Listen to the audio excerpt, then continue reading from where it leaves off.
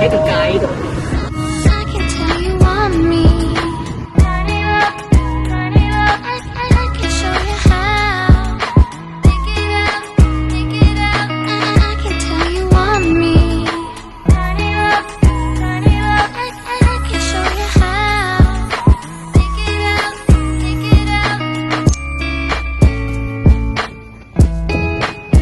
我哋好迷失啊，因為咧冇諗過呢度就係一條入口啊，跟住係啲途人咧指引我哋嘅道路。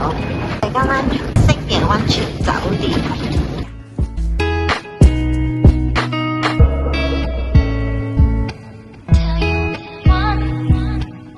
我哋擺低咗行李之後呢，跟住我哋就出發去探索。今朝咧睇 IG 嘅時候呢，發現呢個附近呢有個亮燈，我哋就諗住去嗰度睇埋，先至再翻嚟。而家唔落雪，有太陽，幾好天。原來呢度呢，距離我哋個酒店係超近。我哋喺呢度啦，跟住我哋頭先係咁樣喺呢邊行過嚟，就到咗啦。呢度係我哋頭先上去參觀嗰個博物館，跟住前面就係我要嚟嘅目的。不過個天未黑，所以顯得佢唔及壯觀。我咩也阻住啦！乜嘢啊？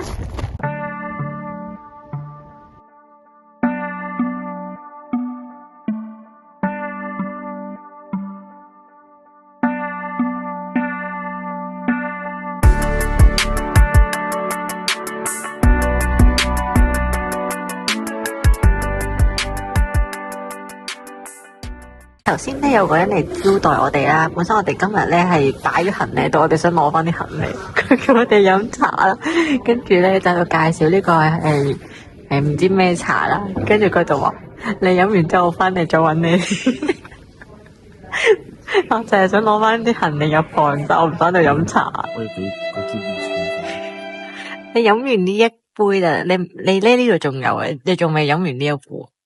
你要飲完呢一壺先可以上去。呢度就係我哋咧溫泉酒店嘅地方啦。首先咧門口一入到嚟咧，左手面有一塊鏡啦，跟住之後咧打開呢度咧就係我哋瞓覺嘅地方啦。然之後嚟到呢度有一個吧台，嚟到呢度就有一張大嘅茶几台啦、梳化啦，跟住咧就去望到出邊，好似聽日先拍，靚啲。呢邊有電視機，跟住呢度，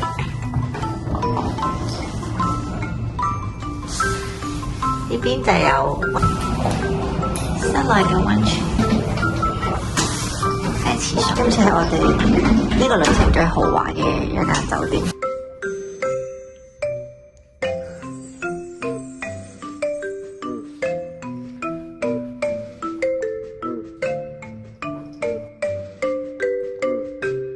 而家要去食我哋嘅晚餐咧，我哋今晚食呢個懷石料理。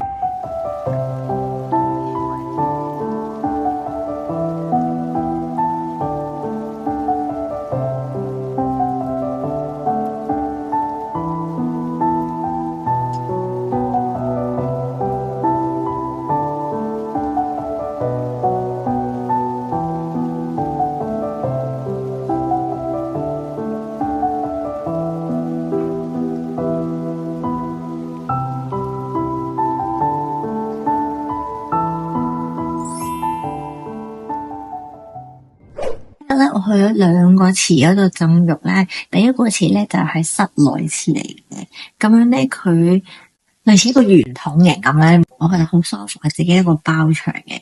佢個湯咧同喺房裏面嗰個湯咧，應該都係昆布嚟嘅。我覺得我哋房嗰個咧再熱啲舒服啲咯。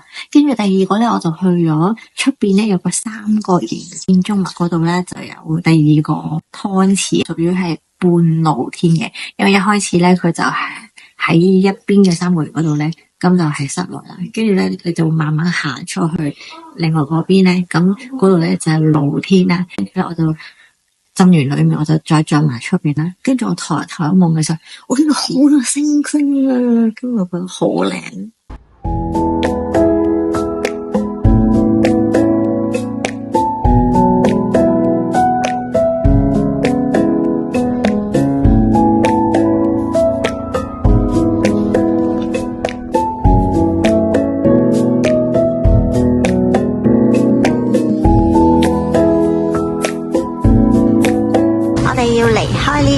泉酒店啦。點解我哋一身輕嘅？因為咧後面有人幫我哋推緊行李出嚟，真係好正啊！要拜拜呢度。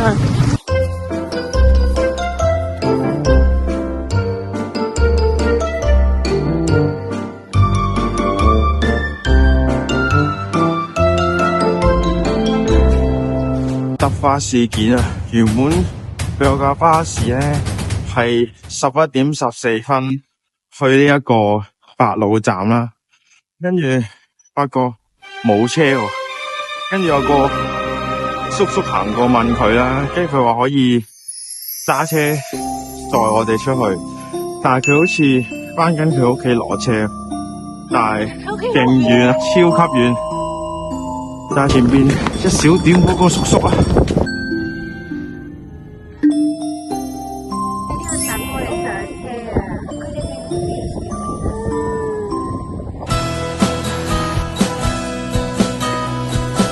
你口都唔好睇企鵝啦。